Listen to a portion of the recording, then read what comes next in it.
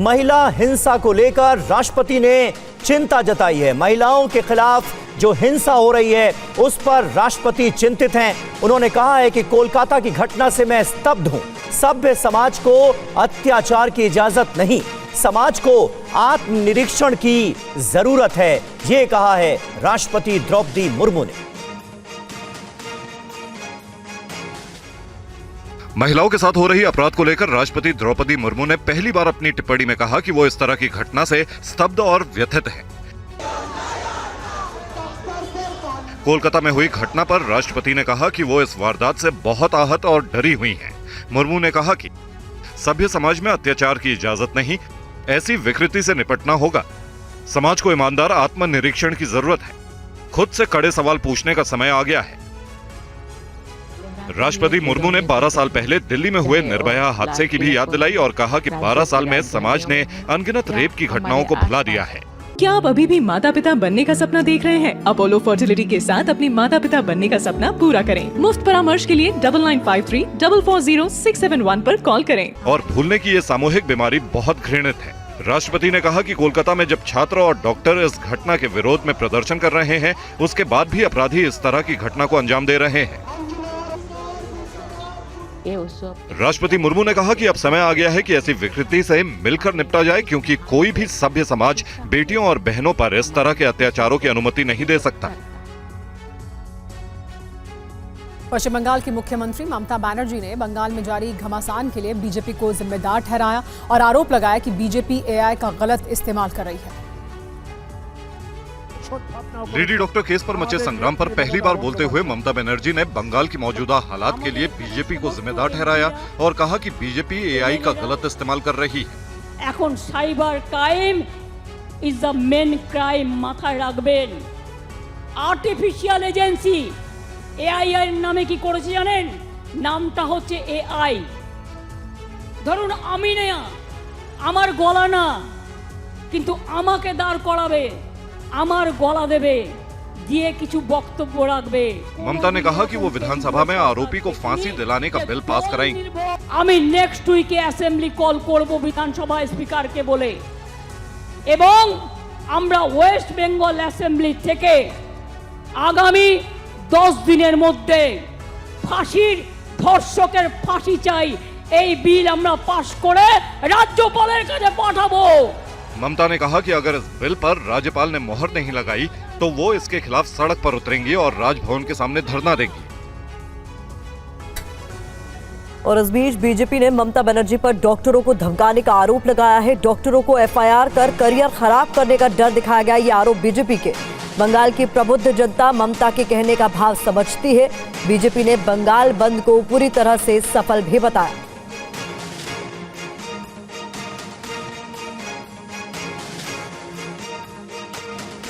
जांच को भटकाने, आरोपी को बचाने, सबूतों को मिटाने के बाद अब डॉक्टरों को धमकाने की एक नई रणनीति दिखाई पड़ रही है। आपने इससे पहले कोई ऐसा बंद नहीं देखा होगा कि जहां एक तरफ बंद का आह्वान किया जाए, दूसरी तरफ सत्ताधारी दल के नेता जाकर दुकानों को खुलवाने का प्रयास करें, फिर इसके बाद मुख्यमंत्री आकर प्रेस को संबोधित करें और आप उनके शब्दों को गौर करिए। वो क्या कह रही हैं? मैं नहीं चाहती कि एफआईआर हो, हम एफआईआर नहीं करना चाहते ताकि कैरियर ना बर्बाद हो, पासपोर्ट और वीजा मिलने में समस्या ना हो। मुझे लगता है कि देश की प्रबुद्ध जनता और पश्चिम बंगाल, जहां की प्रबुद्धता कई शताब्दियों से बहुत प्रसिद्ध है, वो इसका अर्थ, भाव और अभिव्यक्ति न समझ पा रहे हो, ऐसा संभव नहीं है। भारतीय जनता पार्टी स्पष्ट रूप से कहना चाहती है कि शब्दों के हेरफेर के साथ ममता बनर्जी जी ने सीधे डॉक्टरों को धमकाने का काम किया है। और आज ममता बनर्जी ने अपने संबोधन में यह कहा था कि रेप के दोषियों को सख्त से सख्त सजा हो, फांसी हो। बीजेपी ने इसका भी जवाब दिया है। रेप के दोषियों को फांसी की सजा वाले ममता बनर्जी के इस बयान पर बीजेपी ने सवाल पूछे हैं। कहा है ध्यान भटकाने के लिए फांसी की सजा की बात की गई है ममता बनर्जी की तरफ से। न्याय प्रक्रिया के तहत फांसी की सजा दी जाती है। ममता ने रेप के कितने मामलों में फांसी दिलवाई, यह सवाल पूछा है बीजेपी ने। सुप्रीम कोर्ट ने भी कहा सबूत मिटाए गए इस मामले में, बीजेपी ने याद दिलाया। ममता बनर्जी जी जब हम लोगों के साथ थी अटल जी के सरकार के दौर में और बाद में, तो उन्होंने स्वयं यह बताया था कि पश्चिम बंगाल में कम्युनिस्ट सरकार की पुलिस ने उनके ऊपर इतने आघात किए थे कि उनको मृत समझ के वो लोग छोड़ गए थे। यदि उन्हें पता होता कि जीवित हैं तो शायद ना छोड़ते। मैं पूछना चाहता हूं ममता जी, आज आपकी संवेदना इतनी मृत हो गई कि बजाय आप दोषियों को सजा दिलाने के, आप वही ममता जी हैं। आज आप किसको बचाने में लगी हैं? यह डे वन से दिखाई पड़ रहा है कि प्रिंसिपल को दूसरे कॉलेज का प्रिंसिपल बनाना, उसके उपरांत उस जगह को सील ना करना, क्राइम सीन को सील ना करना, उसके बाद क्राइम सीन के पूरे इलाके में तोड़फोड़ हो जाना, उसके बाद सीबीआई को ट्रांसफर ना करना, और अब ध्यान भटकाने के लिए कहते हैं फांसी देने की बात। तो मैं बताना चाहता हूं फांसी यहां एक प्रक्रिया के तहत दी जाती है। अफसोस की बात यह है कि सर्वोच्च न्यायालय ने स्वयं कहा कि सबूत तो आपने इतने मिटा दिए हैं, सबूतों के साथ इतनी छेड़छाड़ कर दी है ताकि यह काम आसान नहीं है। और अगर आपके मन में इतना है तो मैं पश्चिम बंगाल सरकार से पूछना चाहता हूं रेप के कितने मामलों में फांसी दिलवा दी है? वो अपना कन्विक्शन रेट बताएं। इससे बहुत साफ है कि जो कुछ पश्चिम बंगाल में हो रहा है वो मुझे लगता है एक पीड़िता के साथ होने वाले न्याय का मजाक और आघात ही नहीं है, संविधान की मूल भावना पर सबसे बड़ा आघात है। आज 12 घंटे के बंद के ऐलान के बाद बीजेपी ने कल से 7 दिनों के धरने का ऐलान भी किया है।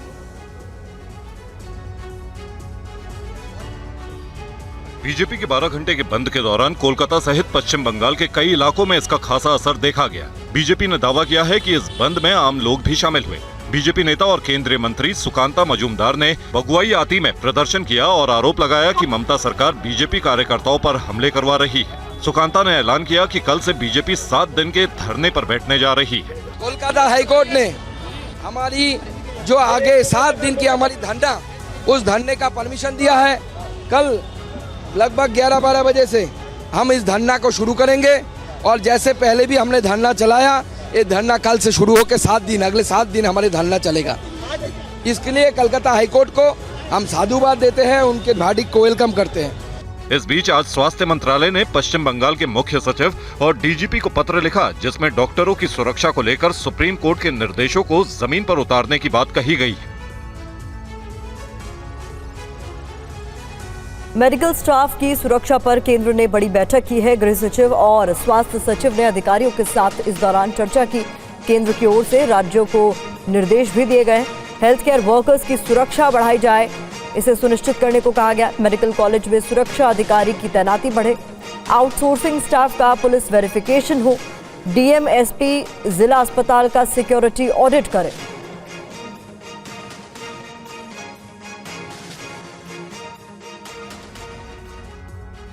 और 3 साल की मासूम बच्ची के साथ रेप की घटना के बाद वलसाड के उमर गांव में भीड़ ने कई गाड़ियों को आग के हवाले कर दिया है। कई गाड़ियों में तोड़फोड़ की गई है।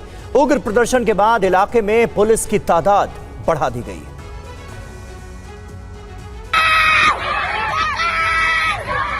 गुजरात में वलसाड जिले के उमर गांव में 3 साल की बच्ची के साथ दुष्कर्म का मामला सामने आया है, जिसके बाद लोगों में भारी आक्रोश नजर आ रहा है। क्या महिलाएं, क्या पुरुष और क्या बुजुर्ग, हर किसी ने सड़क पर उतरने का फैसला किया। आरोपी के खिलाफ तुरंत एक्शन की मांग की। हालांकि विरोध प्रदर्शन के दौरान भीड़ उग्र हो गई, आगजनी भी की गई, कई गाड़ियों में तोड़फोड़ की गई। इस दौरान पुलिस को लाठीचार्ज भी करना पड़ा। एसपी भीड़ को समझाते भी नजर आए। फिलहाल हालात पुलिस के काबू में है। वहीं आरोपी की पहचान गुलाम मुस्तफा के रूप में हुई है। पुलिस ने आरोपी को महाराष्ट्र के पालघर से गिरफ्तार किया है। आरोपी के खिलाफ पॉस्को एक्ट के तहत केस दर्ज किया गया है।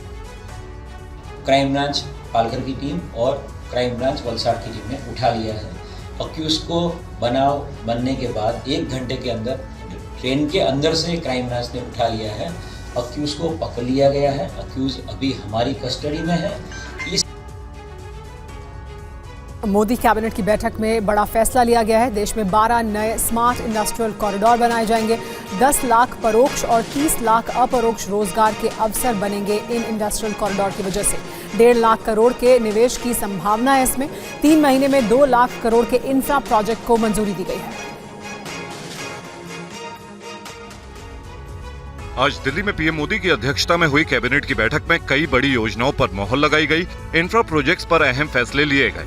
मोदी कैबिनेट में 2 लाख करोड़ के इंफ्रा प्रोजेक्ट को मंजूर किया गया तो 12 इंडस्ट्रियल स्मार्ट सिटी बनाने का फैसला भी लिया गया है। इससे 10 लाख लोगों को सीधे तौर पर रोजगार मिलेगा। 30 लाख अप्रत्यक्ष तौर पर रोजगार के अवसर बढ़ेंगे। 12 इंडस्ट्रियल स्मार्ट सिटी के प्रोजेक्ट्स में 1.5 लाख करोड़ रुपए के निवेश की संभावना है। मोदी कैबिनेट के इस फैसले से यूपी, बिहार, उत्तराखंड, पंजाब और महाराष्ट्र समेत 10 राज्यों को फायदा मिलेगा। इसके अलावा मोदी कैबिनेट में आज रेलवे के 3 इंफ्रा प्रोजेक्ट्स को भी हरी झंडी मिली है। रेल मंत्री अश्वनी वैष्णव ने कहा कि इन फैसलों से देश के विकास को और रफ्तार मिलेगी। आज बहुत बड़ा मेजर एक फैसला लिया गया है।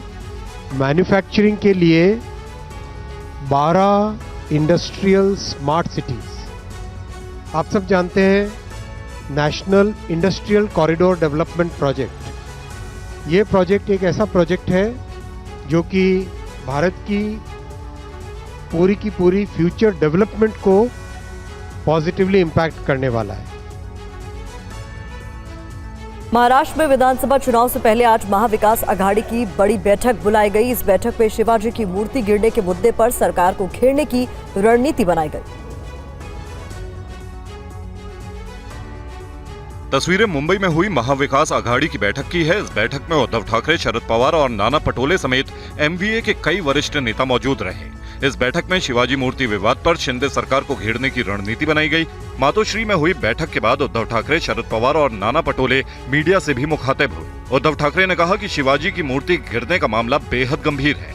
1 सितंबर को मुंबई में एमवीए मार्च निकालेगा। उन्होंने मूर्ति निर्माण में भ्रष्टाचार होने का आरोप भी लगाया। उद्धव ठाकरे के मुताबिक हवा की वजह से मूर्ति गिरने का दावा करना सरकार की नीयत में खोट दिखाता है। कांग्रेस के प्रदेश अध्यक्ष नाना पटोले ने कहा कि मूर्ति में कमीशन खाया गया था। मुख्यमंत्री कहते हैं कि मैं इससे बड़ा बना दूंगा। अरे जो पाप तुमने किया है वो पाप क्यों छुपा रहे हो? तुम कमीशन खोर हो। लेकिन ये कमीशन खोर सरकार को महाराष्ट्र के कब अकल आएंगी और जनता में गुस्सा है। शरद पवार ने कहा कि मूर्ति में भ्रष्टाचार हुआ है। ऐसे में शिंदे सरकार अपनी जिम्मेदारी से भाग नहीं सकती, जवाब देना पड़ेगा। और बिहार में नेता प्रतिपक्ष तेजस्वी यादव ने सीएम नीतीश कुमार पर बड़ा आरोप लगाया। उन्होंने कहा कि बिहार में डीजीपी के पास कोई पावर नहीं है। मुख्यमंत्री के लोग चढ़ावा लेकर पोस्टिंग करते हैं। ये पूरी खबर देखिए। बिहार में कानून व्यवस्था के मुद्दे पर सरकार और विपक्ष आमने सामने है। नेता प्रतिपक्ष तेजस्वी यादव ने अब सीएम नीतीश कुमार पर बड़ा आरोप लगाया है। उन्होंने कहा कि मुख्यमंत्री ऑफिस में बैठे कुछ लोग अफसरों की ट्रांसफर पोस्टिंग करते हैं। ट्रांसफर और पोस्टिंग के लिए बड़े पैमाने पर चढ़ावा लिया जाता है। इसी वजह से बिहार में अराजकता बढ़ रही है। बिहार में ट्रांसफर पोस्टिंग का खेल हो रहा है, तो इस पे ज्यादा बोलने की जरूरत नहीं। वो लोग हैं वो सब लोग जानते हैं। तो बिहार में पूरी तरीके से अपराध इसी सबसे नंबर है ना। और डीजीपी को क्या पावर है? पावर है क्या? लॉ एंड ऑर्डर बिगड़ता जा रहा है। कोई भी रिकमेंडेशन जो होता है डीजीपी का, क्या ये प्रशासनिक अधिकारी जो है, ये तो अब जो मुख्यमंत्री के आसपास जो चमचे बेलचे हैं वही लोग करते हैं। तेजस्वी यादव ने दावा किया कि डीजीपी के अधिकारों को कम किया गया है। ट्रांसफर पोस्टिंग के मामलों में डीजीपी के पास कोई पावर नहीं है। इसी वजह से पूरा सिस्टम खराब हो रहा है। योगी सरकार की नई डिजिटल मीडिया पॉलिसी पर विपक्ष ने हमला किया है। कांग्रेस ने आरोप लगाया है कि यूपी सरकार अभिव्यक्ति की स्वतंत्रता पर हमला कर रही है। कांग्रेस ने आरोप लगाया है कि यूपी सरकार डिजिटल मीडिया पर कब्जा करना चाहती है और उसे किसी भी तरह का डर नहीं है। कांग्रेस ने सवाल उठाया है कि क्या बीजेपी की डबल इंजन सरकार अभिव्यक्ति की स्वतंत्रता पर हमला कर रही है। तो वहीं समाजवादी पार्टी ने सरकार की नीयत पर सवाल उठाए हैं। आजाद देश में अपनी कानूनी राय, अपनी कानूनन जो उचित है वो कहने की पूर्ण स्वतंत्रता होनी चाहिए। भाजपा के इस कदम की मैं निंदा करता हूँ। ये स्कीम सरकार के खिलाफ आवाज उठाने वालों को धमकाने के लिए, डराने के लिए लाई गई है। इसकी मंशा और नीयत ठीक नहीं है। ये संविधान और लोकतंत्र की भावना के बिल्कुल खिलाफ स्कीम है। वहीं यूपी सरकार में मंत्री अनिल राजभर ने नई डिजिटल मीडिया नीति की तारीफ की है और कहा इससे रोजगार के अवसर बढ़ेंगे। एक तो अच्छा प्लेटफॉर्म है, ये भी रोजगार का एक अवसर पैदा कर रही है उत्तर प्रदेश की सरकार। योगी सरकार का कहना है कि नई डिजिटल मीडिया पॉलिसी में सरकार अपनी जन कल्याणकारी लाभकारी योजनाओं और उपलब्धियों की जानकारी जनता तक पहुंचाने के लिए युवाओं को प्रोत्साहित करना चाहती है। दरअसल यूपी सरकार नई डिजिटल मीडिया पॉलिसी लेकर आई है, जिसमें इन्फ्लुएंसर्स के जरिए यूपी सरकार अपनी योजनाओं का प्रचार प्रसार करेगी और बदले में उन्हें हर महीने 2 से 8 लाख रुपए के विज्ञापन देने की तैयारी है। यूपी में बीजेपी को इस बार 29 लोकसभा सीटों का नुकसान हुआ। इस हार की बड़ी वजह सोशल मीडिया में विपक्ष का भारी पड़ना माना गया। इसके बाद से ही यूपी की योगी सरकार होमवर्क में जुट गई थी। अब सरकार ने अपने कामकाज का प्रभावी प्रचार करने के लिए बाकायदा सोशल मीडिया पॉलिसी तैयार की है और कैबिनेट ने इसे पास भी कर दिया है। इसके मुताबिक social media platform x, YouTube, Facebook और इंस्टाग्राम के इन्फ्लुएंसर्स को फॉलोअर की संख्या के हिसाब से हर महीने विज्ञापन दिए जाएंगे। बस शर्त यह है कि सोशल मीडिया इन्फ्लुएंसर को यूपी सरकार का प्रचार प्रसार करना पड़ेगा। इसके लिए उन्हें सूचना विभाग में रजिस्ट्रेशन कराना पड़ेगा। एक्स, फेसबुक और इंस्टाग्राम के इन्फ्लुएंसर्स के लिए एक जैसी कैटेगरी बनाई गई है। इनकी 4 कैटेगरी है और फॉलोअर के हिसाब से 2, 3, 4 और 5 लाख रुपए मिलेंगे। यूट्यूब वालों के लिए अलग तरीके से 4 कैटेगरी बनाई गई है। इन्हें 4, 6, 7 और 8 लाख रुपए हर महीने देने की योजना है। लेकिन अगर कभी यूपी सरकार को लगा कि इन्फ्लुएंसर के कंटेंट अभद्र, अश्लील और राष्ट्र विरोधी हैं, तो उन पर कानूनी कार्रवाई भी हो सकती है। उम्र कैद तक की सजा हो सकती है। यूपी से पहले राजस्थान में भी इस तरह की पॉलिसी आई थी। तब अशोक गहलोत वहां के मुख्यमंत्री थे। और यूपी में उपचुनाव से पहले चुनाव आयोग से मिले एसपी नेता राम गोपाल यादव। यूपी में अधिकारियों के तबादले के मामले को लेकर यह मुलाकात की गई। धांधली से उपचुनाव जीतना चाहती है बीजेपी, ये आरोप लगाया है प्रोफेसर राम गोपाल यादव ने। बीजेपी को फायदा पहुंचाने के लिए तबादले हो रहे हैं, ट्रांसफर हो रहे हैं।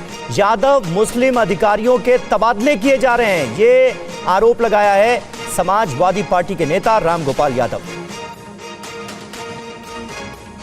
उत्तर प्रदेश में 10 MLAs MP हो गए, उनकी जगह उनकी सीटें खाली हो गई और वहाँ उपचुनाव होने जा रहे हैं, जब भी इलेक्शन कमीशन डिक्लेयर करे।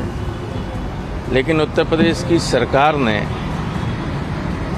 इन क्षेत्रों में और संबंधित जिलों में बड़े पैमाने पर धांधली करने की नीयत से जितने भी यहाँ पुलिस से लेके सिविल एडमिनिस्ट्रेशन के 2 कम्युनिटीज़ को जो ये माना जाता है कि ये समाजवादी पार्टी समर्थक हैं, यादव और मुस्लिम, इनके सारे अधिकारियों को लगभग हटा दिया है। और बड़े अधिकारियों को की तो बात छोड़िए, जो BLOs हैं, जो वोट बनाते हैं, जो चेक करते हैं कि कौन बढ़ना चाहिए, कौन आ गया, इस रेंज में आ गया है, उनकी सूची में से पूरी तरह से इन 2 कम्युनिटीज़ के लोगों को निकाल दिया गया है। असम के सीएम हिमंता बिस्वा शर्मा ने बड़ा आरोप लगाया है। उन्होंने दावा किया कि झारखंड के पूर्व सीएम चंपाई सोरेन की जासूसी की गई। देखिए पूरी रिपोर्ट। झारखंड के पूर्व सीएम चंपाई सोरेन बीजेपी में शामिल होने वाले हैं। चंपाई से जुड़ा अब नया दावा किया गया है। असम के सीएम हिमंता शर्मा ने झारखंड सरकार पर चंपाई की जासूसी कराने के आरोप लगाए हैं। सीएम हिमंता के मुताबिक झारखंड पुलिस के 2 SI चंपाई के पीछे लगाए गए। जासूसी करने वाले इन दोनों पुलिस वालों को दिल्ली के ताज होटल से पकड़ा गया। दोनों सब इंस्पेक्टर अभी दिल्ली के चाणक्यपुरी थाने में बंद है। इन दोनों पुलिस वालों को चंपाई को ट्रैक करने का आदेश मिला था। चंपाई सोरेन जी का जो साथी थे, दोनों लोगों ने पकड़ा और दिल्ली पुलिस को हैंडओवर किया। जब दिल्ली पुलिस को हैंडओवर किया, साथ में चंपाई सोरेन जी ने FIR भी डाला कि ये 2 व्यक्ति हैं, हमारा फोटो भी ले रहा है और कलकत्ता से भी हमारा साथ ही फ्लाइट में आए और हमारा होटल का ही नजदीक रूम उन्होंने बुक किए। बीजेपी में शामिल होने के ऐलान से पहले चंपाई सोरेन 2 बार दिल्ली आए थे। उनकी दिल्ली में गृह मंत्री अमित शाह से मुलाकात हुई थी और अब 30 अगस्त को चंपाई सोरेन बीजेपी का दामन थामेंगे। और आसाम में महिलाओं के खिलाफ हिंसा के आरोपों पर सीएम हिमंता बिस्वा शर्मा ने विपक्ष को जवाब दिया है। उन्होंने महिलाओं के खिलाफ अपराध के 9 आरोपियों की सूची दिखाई और कहा कि 7 आरोपी खास समुदाय से ताल्लुक रखते हैं। असम में महिला सुरक्षा पर सियासी घमासान मचा है। प्रदेश में रेप की वारदातों पर हिमंता सरकार और कांग्रेस आमने सामने है। अब महिला हिंसा पर सीएम हिमंता बिस्वा शर्मा ने कांग्रेस के आरोपों का जवाब दिया है। उन्होंने विधानसभा में कहा कि हिंसा के आरोपियों की सूची देखकर कांग्रेस बैकफुट पर चली जाएगी। सीएम हिमंता शर्मा ने महिला अपराध से जुड़े 9 आरोपियों के नाम शेयर किए। उन्होंने कहा कि 9 में से 7 आरोपी खास समुदाय से हैं। असम में विधानसभा में कांग्रेस, IUDF समेत सभी विपक्षी विधायकों ने महिला अपराध के मुद्दे पर चर्चा के लिए कार्य स्थगन प्रस्ताव दिया था। इसी प्रस्ताव पर हिमंता बिस्वा शर्मा ने सदन में जवाब दिया और विपक्ष पर करारे वार किए। इससे पहले महिला हिंसा को लेकर कांग्रेस ने हिमंता सरकार पर सवाल उठाए थे और हिमंता सरकार पर महिला उत्पीड़न रोकने में फेल होने का आरोप लगाया था। इस पर सीएम हिमंता ने कहा कि असम में महिला अपराध पर बड़ी साजिश चल रही है। महिलाओं के खिलाफ हुए ज्यादातर अपराधों में खास समुदाय के अपराधी शामिल हैं। यूपी में बहराइच जिले के लोग आदमखोर भेड़ियों के कारण दहशत में हैं। बताया जा रहा है कि इलाके में 8 से 10 भेड़िए मौजूद हैं जो 9 लोगों की जान ले चुके हैं। पुलिस और प्रशासन की टीम 3 भेड़ियों को पकड़ चुकी है और अन्य की तलाश जारी है। बहराइच जिले के 34 गांव के लोगों को न दिन को चैन है, न रात को सुकून से सो पा रहे हैं। उन्हें हर पल इन आदमखोर भेड़ियों का डर सता रहा है। इनकी तलाश में 11 टीमें लगी हुई हैं, ड्रोन, CCTV और 8 थर्मोस्टेट कैमरे लगाए गए हैं, जिनसे इनकी तस्वीरें भी कैद हुई हैं। हमारे संवाददाता पुनीत शर्मा ने उस महिला से बात की जिसके घर में भेड़िया घुसा था और उस पर हमला किया था। तमाम जो लोग हैं वो इस वक्त यहाँ पर रात में सो रहे थे जब भेड़िया यहाँ पर पहुँचा है। ये बताइए क्या हुआ था रात में, भेड़िया आया क्या, आप कहाँ थी उस वक्त, किस तरीके से बचा? है तो यहाँ उनका इतनी पकड़ी से भूसट मैंने शर्ट पकड़ी से बस ये चिल्ला कहीं भाग है कहीं हाय बुआ हमका खा ली से बगवा बस सब कोई दौड़ ली से भाग ली से वो पूज का इतनी कुलाच मारी से तो हम सबको देखा गा हट्टा बढ़ के है तब वहाँ बाहर मारी से तो खूब बड़ा हो गया है तब भाग है सब कोई लाठी डंडा बल्लम लेके गए हैं तब भाग है तो जब दांत लगाए से मैंने उनके दांत नहीं लाग है वो शर्ट फाड़ी गा जैसे डराए गए हैं खूब उनका। आदमखोर भेड़िए घरों के अंदर सोते हुए बच्चों और महिलाओं पर हमले कर रहे हैं। बुधवार की रात बहराइच जिले के कुलेला गांव में एक घर में भेड़िया घुस आया था। देखिए संवाददाता पुनीत शर्मा की ग्राउंड जीरो से रिपोर्ट।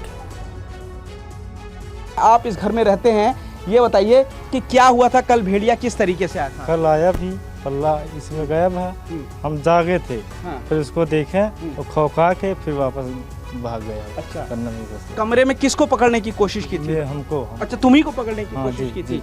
अच्छा, सो रहे थे उस वक्त तुम? हम सो रहे थे। अच्छा, जागे में बस उसको देखे में और बच्चे क्या के फिर वापस भाग गए। वापस भाग गया। सभी लोग फिर परिवार के लोग जाग गए? हाँ, सारे लोग जाग गए थे। मुंह मारा उसने कहीं आपको पकड़ने की कोशिश की थी? क्या फिर हमला मचाया था। अच्छा, पकड़ने की कोशिश की मतलब। ठीक है, तो आप लोग फिर उसके बाद उसको लाठी डंडा लेके ढूंढने के लिए गए? हाँ गए थे, वहाँ फिर सारे आदमी आ गए थे गांव में, फिर गए थे, नहीं दिखा। तो ये खुशनसीब हैं जिनको कल भेड़िया ने हमला किया। किस तरीके था देखने में, किस तरीके था, कितना बड़ा था? इतना बड़ा था वो, लाल लाल तरफ का हो। अच्छा, मुझ ज्यादा उसका बड़ा भी है और इतना बड़ा था। कमरे में और कितने लोग सो रहे थे उस वक्त? हम हमारी बीवी थी वो। और यूपी के बहराइच में भेड़ियों के आतंक से परेशान गांव वाले अब दिन रात पहरा दे रहे हैं और भेड़ियों से अपने परिजनों की रक्षा करने में जुटे हैं।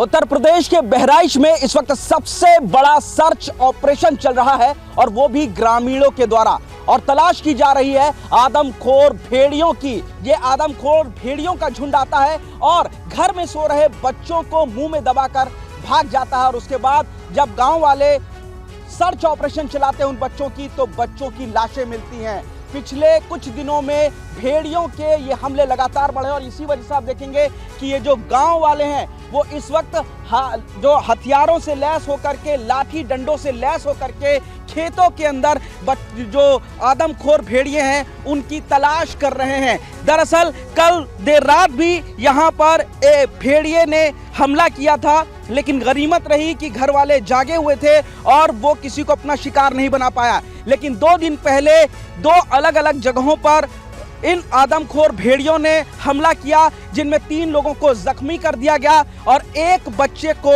आदमखोर भेड़ियों ने मार गिराया। बिजनौर में आदमखोर तेंदुआ अब पिंजरे में फंस चुका है। इस तेंदुए ने 3 किसानों को अपना शिकार बनाया था। देखिए पूरी खबर। गुलदार को पकड़ने के लिए इलाके में 11 पिंजरे लगाए गए, कई जगह जाल बिछाया गया, ड्रोन कैमरे से तलाशी ली गई। आखिरकार 1 हफ्ते तक वन विभाग को छकाने के बाद वो पकड़ा गया। पिछले 15 दिनों के अंदर 3 किसानों की जान लेने वाला यह आदमखोर जानवर पिंजरे में फंस गया है। बिजनौर के चांदपुर तहसील में इस गुलदार के आतंक से लोग परेशान थे। वन विभाग ने कुलचाना गांव में पिंजरा लगाया, जिसके बाद वो पकड़ा गया। इससे पहले गुलदार को पकड़ने के लिए वन विभाग की टीम ने खुले में बकरा भी बांधा, जिसे गुलदार ने खा लिया, लेकिन पकड़ में नहीं आया। पिछले 1 हफ्ते से वन विभाग के साथ स्थानीय प्रशासन भी गुलदार को पकड़ने के लिए जद्दोजहद करते रहे। कई जगह ट्रैप कैमरास भी लगाए गए, पैरों के निशान तलाशे गए। जानवर ने बिजनौर के जलालपुर के पास किसान पर हमला किया था, जिसके बाद गुलदार को नरभक्षी मानते हुए तलाशी अभियान शुरू हुआ। किसानों पर हमला होने के बाद प्रशासन ने स्थानीय लोगों को सतर्क रहने को कहा और कहा कि अगर गुलदार को कोई जानवर नहीं मिलेगा तो वो इंसान पर हमला कर सकता है। बहरहाल नरभक्षी गुलदार के कैद होने के बाद स्थानीय लोगों ने राहत की सांस ली है।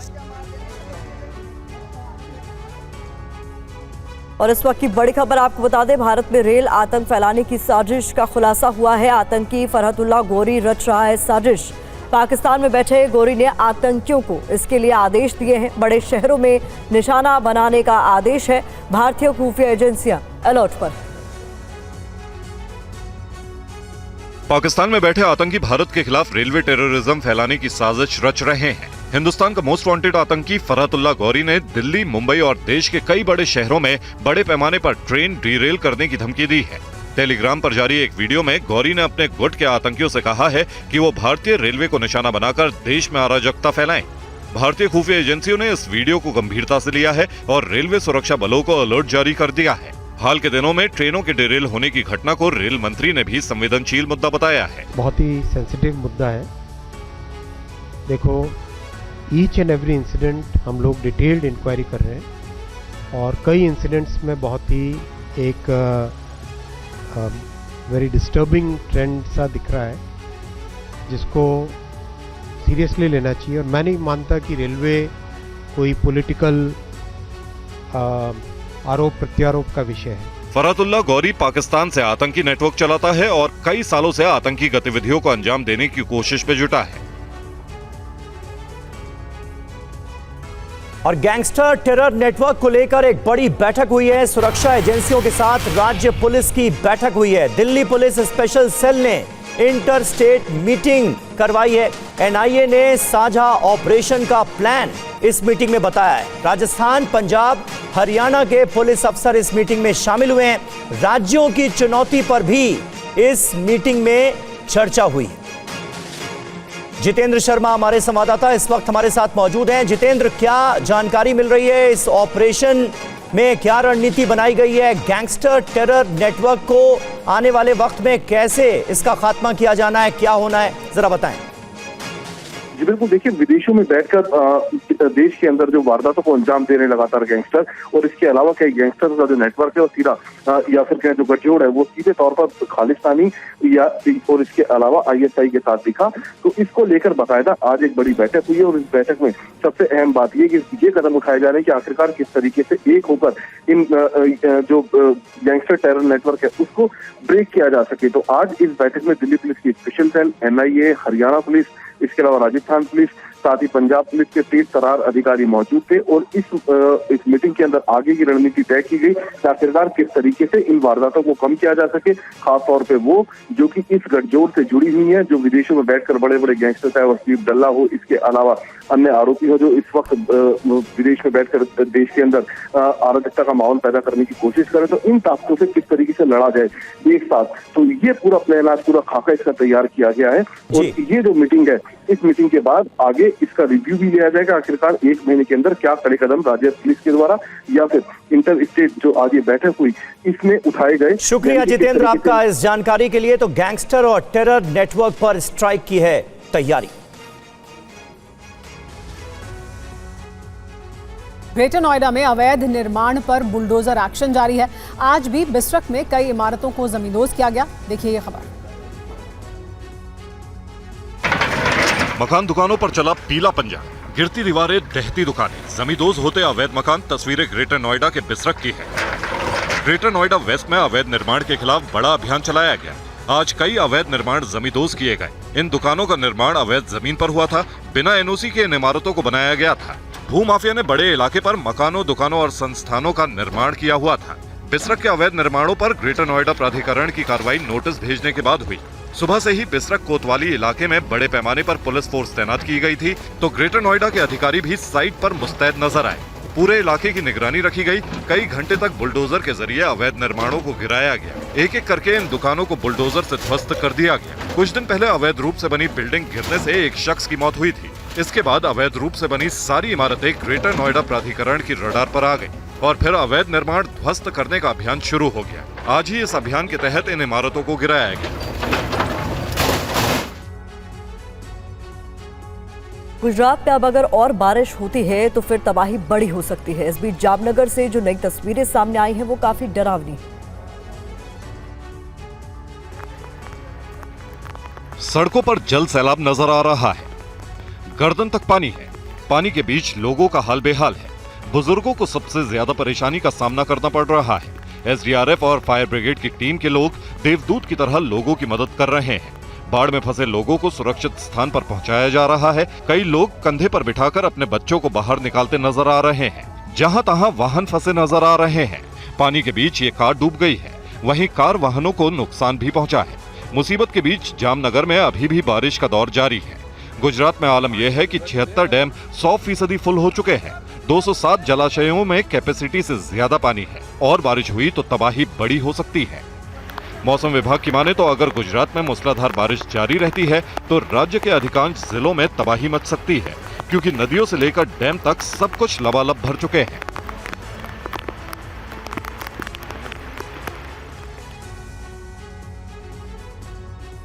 और गुजरात के जामनगर में हालात ये हैं कि पुलिस चौकी तक पानी में बह गई। वहीं पानी में फंसे एक शख्स का हेलीकॉप्टर से रेस्क्यू किया गया। गुजरात के जामनगर में भी आसमानी आफत का कहर जारी है। लगातार हो रही बारिश से हर तरफ बाढ़ का मंजर देखिए। कैसे जामनगर में बनी पुलिस चौकी सैलाब में बह रही है। सड़क पर खड़ी कार पानी में समा गई है। वीडियो सोशल मीडिया पर वायरल है। आप देख सकते हैं कि कार पानी में पूरी तरह डूब चुकी है और सामने ही एक पुलिस चौकी है, वो भी पानी में बहती हुई नजर आ रही है। अब जामनगर की ये दूसरी तस्वीर देखिए। सैलाब के बीच फंसे युवक को हेलीकॉप्टर से रेस्क्यू किया गया। दरअसल गुजरात में हालात काफी भयावह हो चुके हैं। सड़क से लेकर लोगों के घरों तक पानी समा गया है। नदियां नाले उफान पर हैं। कई जगहों पर बाढ़ जैसे हालात।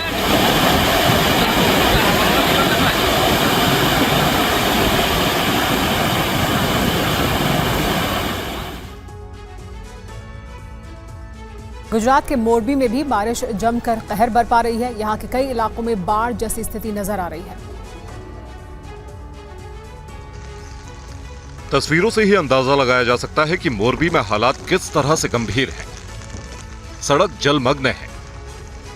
पानी के बीच ट्रक फंसा नजर आ रहा है। हाईवे पर ट्रैफिक का लंबा जाम है।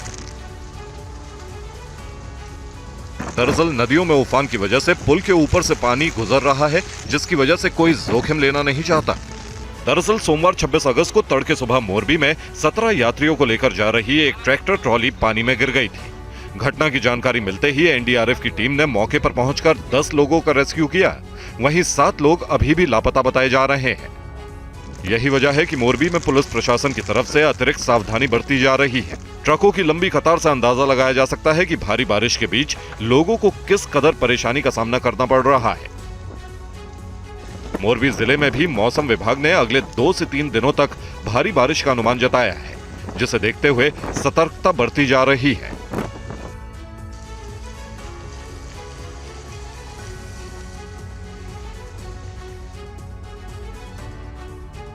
गुजरात के कई जिलों में भारी बारिश का दौर जारी है, जिसकी वजह से शहरों में बाढ़ जैसे हालात पैदा हो गए।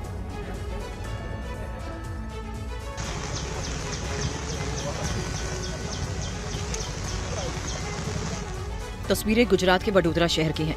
बारिश ने वडोदरा जैसे बड़े शहर का क्या हाल कर दिया, तस्वीरों से अंदाजा लगाया जा सकता है। सड़क पर कई फीट पानी नजर आ रहा है। पानी के बीच लोगों को भारी परेशानी का सामना करना पड़ रहा है। कई जगह वाहन डूब चुके हैं।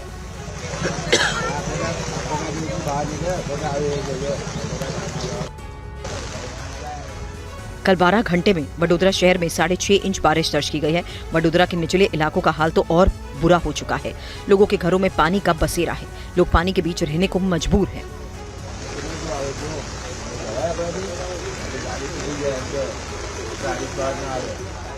भारी बारिश को देखते हुए स्कूलों में छुट्टी कर दी गई है।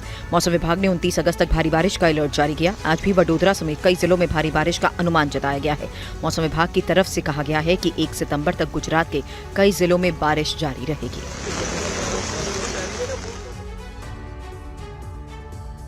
और गुजरात में भारी बारिश के बीच राहत और बचाव का कार्य भी तेज कर दिया गया है। एसडीआरएफ की टीम लगातार लोगों का रेस्क्यू कर रही है।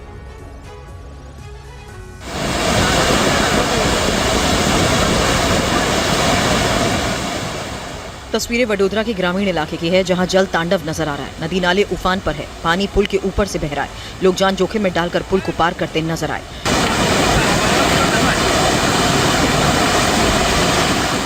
कई इलाकों में बाढ़ की स्थिति गंभीर है। काफी संख्या में स्थानीय लोग अपने घरों में फंसे हुए हैं। पानी में फंसे लोगों को निकालने के लिए रेस्क्यू ऑपरेशन चलाया गया।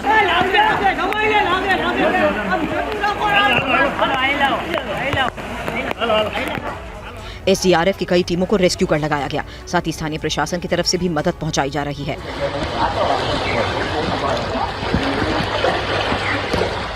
बाढ़ की मार बेजुबान पशुओं को भी झेलनी पड़ रही है। तस्वीरें आपके सामने कैसे एक साथ कई भैंसें पानी में बह गई हैं। ये तस्वीर गुजरात के सुरेंद्रनगर की देखिए, जहां तेज बारिश के कारण सरगम के पास बना ये पुल धाराशाही हो गया। सुरेंद्रनगर में भी पिछले कई दिनों से लगातार बारिश जारी है, जिसकी वजह से काफी नुकसान पहुंचा।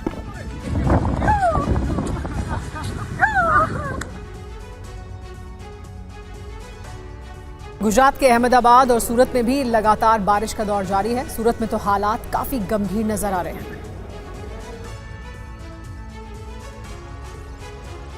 सूरत में पिछले 3 दिनों से हो रही भारी बारिश के कारण तापी नदी के आसपास के इलाकों में बाढ़ जैसे हालात पैदा हो गए हैं। उकाई बांध से लगातार पानी छोड़े जाने की वजह से तापी नदी का जलस्तर बढ़ गया है। नदी के उफान पर आने से शहर के कई निचले इलाकों में जलभराव हो गया है। मंदिर, सड़कें, घर पानी में डूबे हुए हैं। स्थानीय प्रशासन ने बाढ़ प्रभावित लोगों को सुरक्षित स्थानों पर पहुंचाने के लिए राहत और बचाव कार्य शुरू कर दिया है। हालांकि स्थानीय लोगों का कहना है कि बाढ़ की वजह से उन्हें भारी परेशानी का सामना करना पड़ रहा है। कि हर साल यहाँ मतलब ये आगे तक पानी आ जाता है। आज मतलब 2 घंटे बारिश कम है तो पानी इतना रुक गया है। पर ऐसा 10 साल से तो मैं यहाँ रह ही रही हूँ, तो 10 साल से यही प्रॉब्लम है। पानी यहाँ कमी नहीं हो रहा है, ना ही कोई निकाल हो रहा है। मतलब 2-2, 3-3 दिन तक पानी इतना ही रहता है यहाँ पे। भारी बारिश ने अहमदाबाद जैसे सुंदर शहर की तस्वीरें किस कदर खराब कर दी हैं, देखा जा सकता है। हर तरफ बस पानी ही पानी नजर आ रहा है। पानी के बीच आम लोग जूझते नजर आ रहे हैं। कई जगह तो पानी में वाहन डूबे नजर आ रहे हैं। गुजरात के भरूच में भी लगातार भारी बारिश का दौर जारी है। भरूच जिले के इखर गांव में मगरमच्छ आने से हड़कंप मच गया।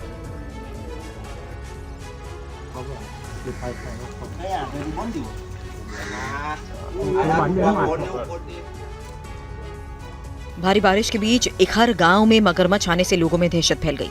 हालांकि कुछ युवकों ने हिम्मत दिखाई। ग्रामीणों ने मगरमच्छ को पकड़कर बिजली के खंभे से बांध दिया, जिसके बाद घटना की जानकारी वन विभाग को दी गई।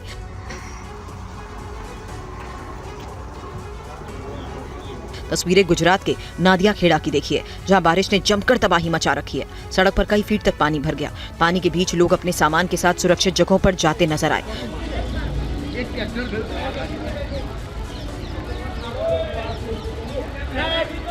कमर तक पानी में लोग ठेले पर अपना सामान ले जाने के लिए मजबूर दिखे।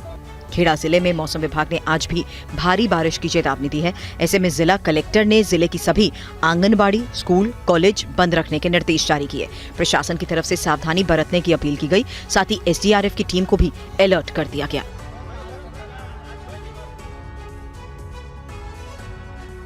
और उत्तर प्रदेश के बलिया में सरयू नदी का रौद्र रूप दिखाई दे रहा है। सरयू में उफान की वजह से कई इलाकों में कटान की तस्वीरें भी सामने आई।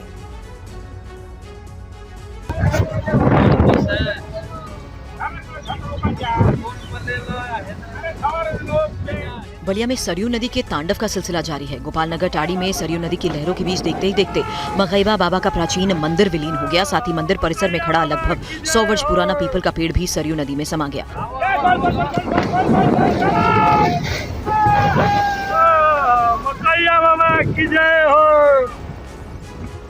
दरअसल नदी की तेज लहरें बाबा के मंदिर से टकराने लगी और 1 घंटे के अंदर बाबा का मंदिर सरयू नदी की मुख्य धारा में समा गया।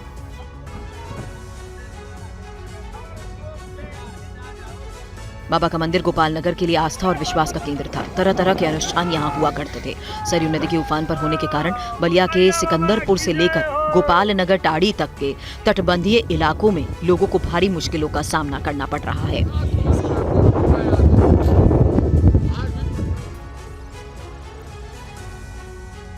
उत्तरकाशी में भारी बारिश के बाद लैंडस्लाइड होने की वजह से कई वाहन फंस गए, जिसके बाद एसडीआरएफ की टीम ने रेस्क्यू ऑपरेशन कर फंसे हुए लोगों को बाहर निकाला।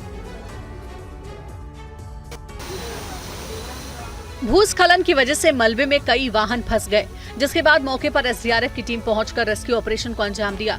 कड़ी मशक्कत के बाद वाहनों को निकाला गया।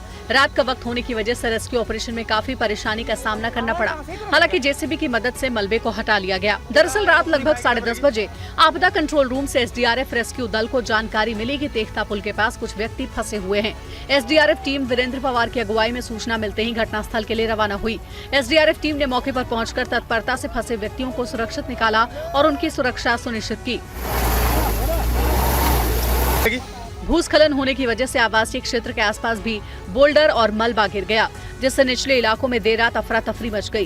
गौर करने वाली बात यह है कि इस इलाके में साल 2003 के बाद पहली बार लैंडस्लाइड की घटना हुई है। अस्सी और वरुणा नदियों के बीच उत्तरकाशी शहर वरुणावत पर्वत की तलहटी में बसा हुआ है।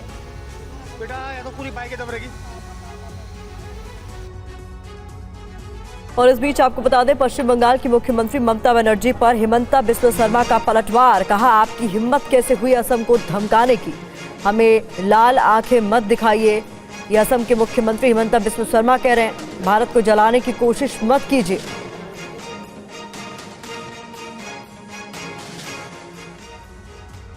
और झारखंड बीजेपी अध्यक्ष बाबूलाल मरांडी का बड़ा दावा, चंपाई सोरेन को हनी ट्रैप करने की तैयारी की गई थी। सरकारी मशीनरी का गलत इस्तेमाल कर रहे हैं हेमंत सोरेन। झारखंड के सीएम पर उन्होंने आरोप लगाया है। कहा, अपने पिता समान चंपाई सोरेन की जासूसी करवाई। हाईकोर्ट के सिटिंग जज इस मामले की जांच करें। आरोप नहीं लगाया जा रहा है भाई, एफआईआर हुआ, 2 लोग पकड़े हुए गए और कह रहे हैं आरोप लगाया जा रहा है। तो ये तो बिल्कुल सरासर गलत है, इस प्रकार के करना नहीं चाहिए। आरोपी उस व्यक्ति के ऊपर जासूसी कर रहे हैं जो हेमंत सोरेन के वो पिता तुल है। उनके पिता के साथ उन्होंने काम किया, वर्षों तक काम किया, मुख्यमंत्री रहे और उन्हीं की सरकार में उनके साथ कैबिनेट के मंत्री, उनके ऊपर उनको भरोसा नहीं है। इससे बड़ा दुखद और क्या होगा इस सब में। और हम जानकारी तो यहाँ तक मिल रही है कि हनी ट्रैप की भी कोई तैयारी थी इस प्रकार से। जासूसी की खबर पर चंपाई सोरेन ने बयान दिया है, जासूसी होती है लेकिन कोई फर्क नहीं पड़ता, मैं अपना संघर्ष करता रहूंगा। देखिए, हम संघर्षशील व्यक्ति हूँ और संघर्ष करने वाला आदमी के पीछे में बहुत जासूसी भी होता है, लेकिन उससे हमको कोई फर्क नहीं पड़ने वाला। लेकिन हम हर समय संघर्ष के समय सावधानी के साथ चलते हैं और अभी भी जिस दल में, बड़ा दल में हम सदस्य लेने जा रहा है, दल का जो नियम है, दल का जो हमको काम देंगे उसी अनुसार हम काम करते आगे बढ़ेंगे।